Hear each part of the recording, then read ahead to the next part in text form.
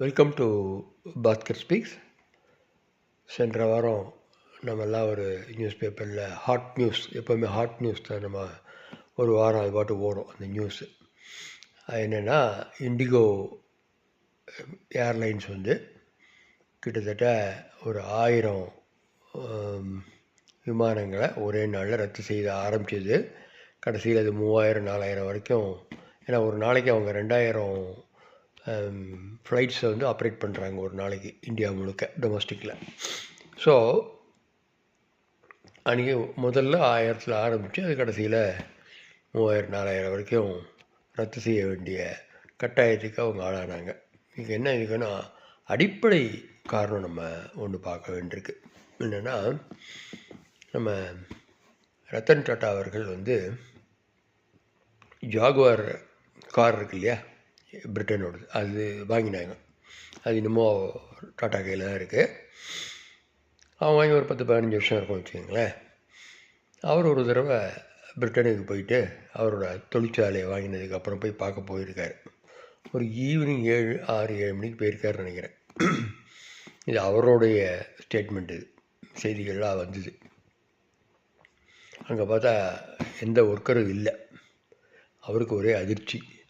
என்னென்னா, இந்தியான்னா எல்லோரும் 9 மணி வரைக்கும் வேலை பார்ப்பாங்களே, 5 மணிக்கு வேலை முடிஞ்சாலும் சரி, 6 மணிக்கு வேலை முடிஞ்சாலும் சரி, கரெக்டாக தான் கிளம்புறது கிடையாது. எல்லாம் 8 மணி 9 மணி தானே கிளம்புவாங்க. நிறைய வேலை ஒர்க்கர்ஸ் இருப்பாங்க, ஸ்டாஃப் இருப்பாங்களே அப்படின்னு அவருக்கு ஒரே அதிர்ச்சி. ஒருத்தர் கூட இல்லை அப்படின்னு அவர் கண்ணில் தென்படலை.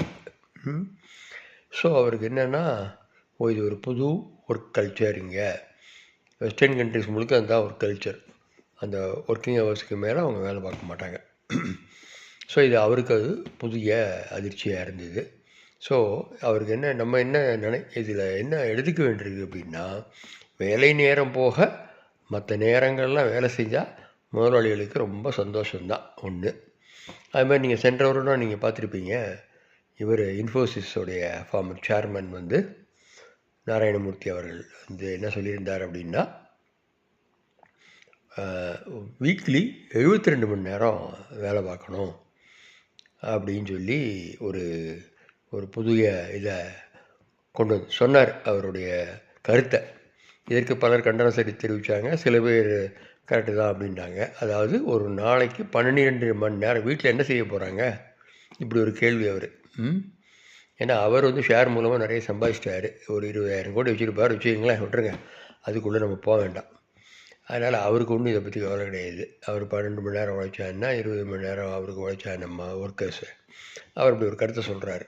ஸோ வேலை நேரம் அப்படிங்கிறது இந்தியாவில் ஒரு சாதாரண விஷயமாக எடுத்துக்கொள்ளப்பட்டிருக்கு. ஏன்னா தொழிலாளர்களுக்கு வேலை பொழுதுனால எவ்வளோ ஒரு ஸ்ட்ரெஸ் வருது, அவங்க ஃபேமிலி லைஃப் எப்படி அஃபெக்ட் ஆகுது, அது மாதிரி மற்ற ஹெல்த் இஷ்யூஸ் எப்படி வருது, இதெல்லாம் பற்றி எந்த பெரிய கார்ப்பரேட் கம்பெனிஸுக்கும் கவலை கிடையாது.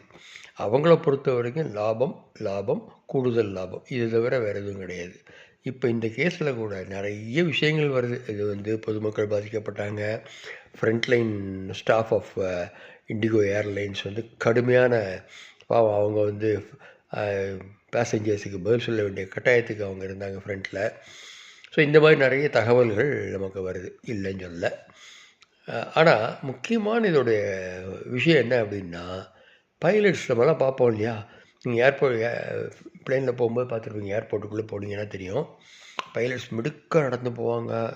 அந்த ஸ்டாஃப்லாம் பார்த்திங்கன்னா நமக்கே ஒரு பெரிய, சரி இவங்கெல்லாம் பெரிய இவங்க போல் இருக்குது, உலகத்திலே மிக அதிக சம்பளம் வாங்குறவங்க இந்த மாதிரி நம்ம நினைப்போம் அவங்களுடைய மிடுக்கெல்லாம் பார்த்தா. ஆனால் அந்த மாதிரி அவங்களுடைய ஒர்க்கிங் நேச்சர், நம்ம அவங்க பர்சனல் இல்லை, ஒர்க் நேச்சர் எப்படி அவங்களுக்கு, அந்த மாதிரி அவங்க பைலட் அந்த மாதிரி இருப்பாங்க. நமக்கே ஒரு இதாக இருக்கும் அவங்கள பார்க்கும்போது. ஆனால் இந்த பைலட்ஸுக்கு இவ்வளோ தான் ஒர்க்கிங் ஹவர்ஸ் இருக்கணும் அப்படிங்கிறத இன்டர்நேஷ்னல் ஸ்டாண்டர்ட்ஸ் இருக்குது.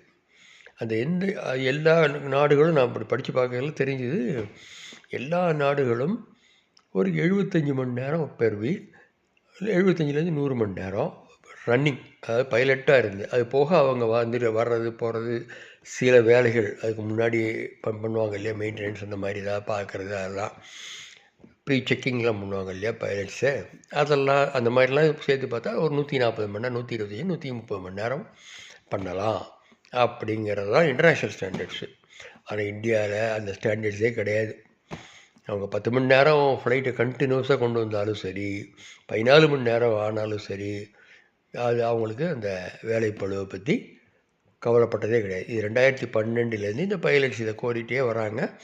ஹைகோர்ட்டு, சுப்ரீம் கோர்ட்டெல்லாம் இதை கணக்கில் எடுத்து இன்டர்நேஷ்னல் இதுக்கு நீங்கள் கொண்டு வரணும். 125 மணி நேரத்துக்கு மேலே, ஒரு மாதத்துக்கு 125 மணி நேரத்துக்கு மேலே நீங்கள் வேலையை கொடுக்கக்கூடாது அப்படின்னு சில கோட்பாடுகள், சில நியதிகள்லாம் சொல்லியிருக்கு. டிஜிசியே அதை எல்லாம் செக் பண்ணணும் அப்படின்னு சொல்லி இதை சொல்லி 2018 தீர்ப்பு வந்தாச்சு. ஆனால் அதெல்லாம் இம்ப்ளிமெண்ட் ஆகலை. திருப்பி நிறைய வயலேட் பண்ணுறாங்க சொல்லி கோர்ட்டில் கண்டெம்ப்ட் கேஸ் போட்டாங்க. இது ஆக்சுவலாக நவம்பர் 1 ஸ்ட்ரிக்டாக இம்ப்ளிமெண்ட் பண்ணணும் அப்படின்னு சொல்லியிருக்கு கோர்ட்டும்.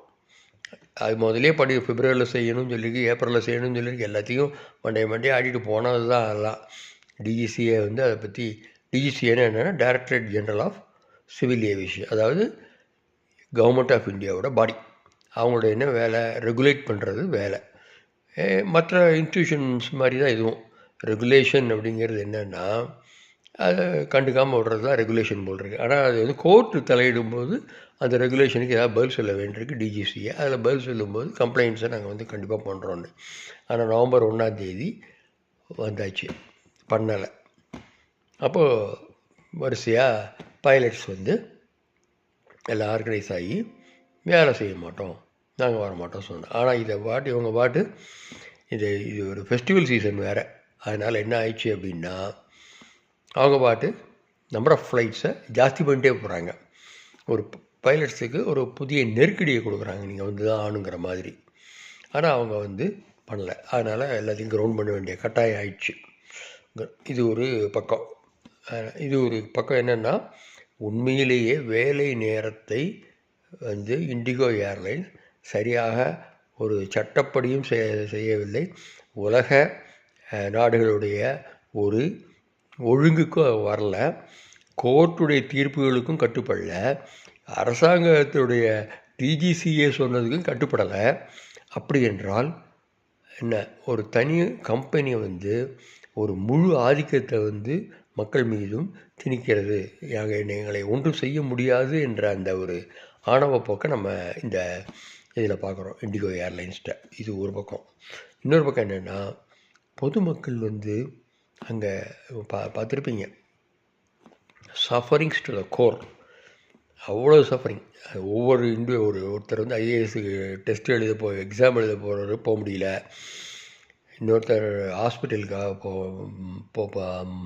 மருத்துவத்துக்காக போக வேண்டியவர் போக முடியல, நீங்கள் நாப்கின் கூட வாங்க முடியல. அதில் நிறைய விஷயம் பார்த்துருப்பீங்க. ஆனால் இந்தியாவில் என்ன தெரியுமா ஒரு ப்ராப்ளம், நமக்கு ஒரு ஸ்டாம்பீட் நடந்துக்கிட்டு இருக்குது. இது ஒரு 4-5 ஒரு வருஷத்துலேயே எனக்கு தெரியும் 3 நாள் நடந்தாச்சு. பெங்களூரில் இந்த சின்னசாமி ஸ்டேடியத்தில் நடந்தது. அது மாதிரி இப்போது கரூரில் நடந்தது. இதெல்லாம் அவ்வளோதான். நம்ம வாட்டு தொடச்சிட்டு நம்ம வாட்டு போயின்னு இருக்கோம். ஃபயர் ஆக்சிடெண்ட்டாக நடக்கட்டும், ட்ரெயின் ஆக்சிடெண்ட்டாக நடக்கட்டும், எல்லாம் சாவுங்கிறது சர்வசாதாரணமான விஷயமாக இன்றைக்கி மாறிப்போச்சு. அதே மாதிரி சஃபரிங்ஸ் இருக்குல்ல, ஹியூமன் சஃபரிங், அவங்களோட டிக்னிட்டிக்கு மேலே சஃபரிங், அதை ட்ராம்பிள் பண்ணுறாங்க எல்லோரும். ஆனாலும் அதை பற்றி யாரும் கவலைப்படுவதில்லை. ஒரு டைம் கொடுக்குறாங்க, அந்த டயத்துக்குள்ளே அடுத்த இஷ்யூ அகமதாபாத் ஏர் கிராஷ் நடந்தது ஜூனில். இது வரைக்கும் என்ன என்று யாருக்கும் தெரியாது. அதோடைய ரிப்போர்ட் கம்ப்ளீட் ரிப்போர்ட் இன்னும் வரவே இல்லை, வெளியிலே வரல, கடைசி வரைக்கும் வராது. அது அப்படி தான். ஏன்னா கவர்மெண்ட்டுக்கு தெரியும். அதுக்கு ஒரு ரெக்டிஃபிகேஷன் கேம்பெயின் நடத்தி எந்த ப்ராப்ளம் ஆக்சுவலாக நடந்திருக்கு, நம்ம அதை எப்படி சரி செய்யணும்னு இருந்தால் தான். இல்லை போயிங்கில் ப்ராப்ளமாக, அது அனாவசியமாக அவனை பாதிக்க வேண்டியிருக்கும். ஏர்போர்ட் மெயின்டெனன்ஸில் ப்ராப்ளமாக அதானியை பாதிக்க வேண்டியிருக்கும். இப்படி ஒவ்வொன்றுக்கும் பைலட்ஸை சொல்கிறது குறை சொல்லிடுவாங்க டக்குன்னு. அந்த பிளாக் பாக்ஸில் இதை பார்த்தோம், பைலட்ஸ் இப்படி பேசிக்கிட்டு இருந்தாங்கன்னு தான் இதில் பார்த்துருப்பீங்க. ஸோ யாரை கடைசியாக காவு கொடுப்பாங்க அப்படின்னா, எம்ப்ளாயியை தான் கொடுப்பாங்க, ஸ்டாஃபை தான் கொடுப்பாங்க. உண்மையான காரணங்களை இவங்க கண்டுபிடிக்கிறதுக்கு எதுலேயுமே பண்ண மாட்டாங்க. இது இன்னொரு விஷயம் சொல்கிறேன். இந்த லட்சக்கணக்கான பேர் எல்லா ஏர்போர்ட்லேயும் காத்து கிடக்குறாங்க. அதில் வந்து 5000 ரூபா ஆவரேஜாக ஒரு ஃப்ளைட் சார்ஜ் வச்சுப்போம். 40,000, 50,000, 55,000 ஏர் இண்டியா அகமதாபாத்தில் உள்ள இந்த கிராஷ்னால் வந்த லாஸை அநேகமாக இந்த இதில் கம்ப்ளீட்டாக எடுத்திருப்பாங்க. 50,000 ரூபாலாம் சார்ஜ் பண்ணாங்க அன்றைக்கி. ஃபுல்லாக ஒரு 4 நாள் ஓட்டினாங்க. அதுக்கப்புறம் தான் டிஜிசி வந்து இன்டர்ஃபியர் பண்ணா, நீங்கள் எல்லாம் பண்ணக்கூடாது, இப்போலாம் ஃபேர்லாம் ஏற்றக்கூடாது அப்படி சொன்னது எப்போது எல்லாம் முடிஞ்ச கதைகள்லாம் முடிஞ்சதுக்கப்புறம்.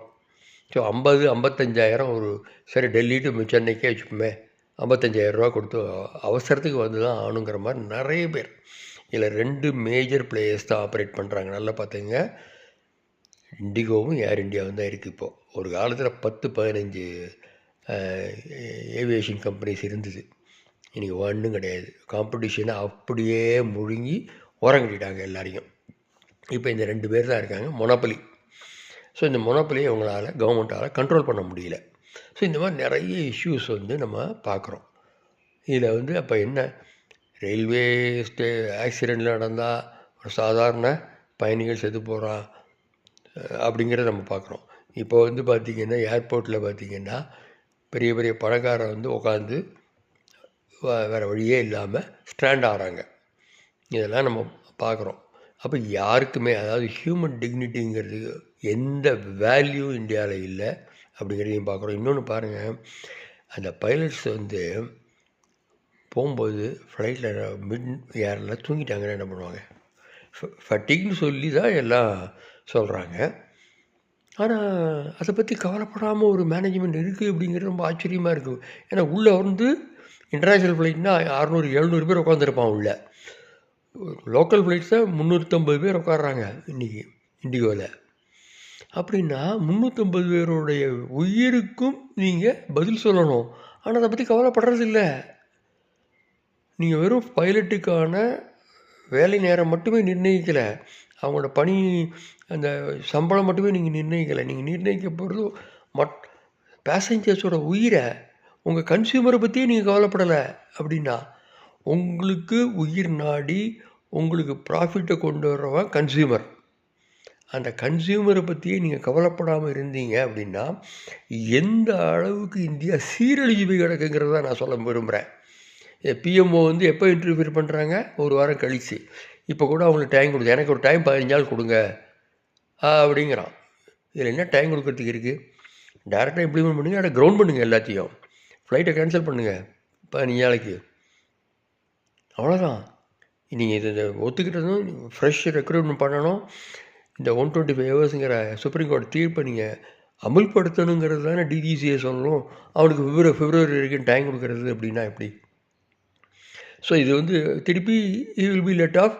இன்னும் நம்ம அடுத்த வேறு ஏதாவது ஒரு பெரிய மேஜர் இந்த கரூர் முடிஞ்சு இது வந்தாச்சு. இப்படி ஒவ்வொரு வாரமும் நமக்கு ஒரு வேடிக்கை காட்சி மாதிரி நமக்கு காட்டிகிட்டே இருப்பாங்க. நமக்கு இது முடிஞ்சோன்னே அடுத்தது முடிஞ்சோன்னே உயிர் பலிங்கிறதுலாம் ரொம்ப சாதாரணமான விஷயம் தானே. கோவாவில் வந்து ஃபயர் ஆக்சிடென்ட் நடந்திருக்கு, அது அவ்வளோதான். அந்த ஏகப்பட்ட பேர் பலி. ஒரு ஆக்சிடென்ட் நடந்தது, கரூரில் ஆக்சிடென்ட் ஆகுது, ஒரு திட்டமிட்ட கொலைன்னு தான் நான் சொல்லுவேன் அதை. அது அவ்வளோதான். அது சுப்ரீம் கோர்ட்டில் இன்வெஸ்டிகேஷன் பண்ணுறாங்கங்கிற பேரில் அவங்க பாட்டு திருப்பி கேம்பெயினில் ஆரம்பிச்சாச்சு எல்லோரும் அவங்கவுங்க. ஸோ இப்படி தான் நம்ம நாடு போயிட்டுருக்குங்கிறத நம்ம சீரியஸாக அப்சர்வ் பண்ணணும். நம்ம இதை வந்து எதிர்த்து நம்ம குரல் கொடுக்கணுங்கிறது தான் நான் இந்த பதிவை போட விரும்புகிறேன். ஏன்னா ஒவ்வொரு ஏழையாக இருந்தாலும் சரி, பணக்காரனாக இருந்தாலும் சரி, அவரவர்கள் ஏழைக்கு ஏற்ப பணக்காரருக்கு ஏற்ப அவரவர்களுடைய வாழ்க்கையை சீரழிக்கும் போக்கு சர்வசாதாரணமாக நடந்து கொண்டிருக்கிறது என்பது தான் நான் பார்க்க விரும்புகிறேன். நன்றி, வணக்கம்.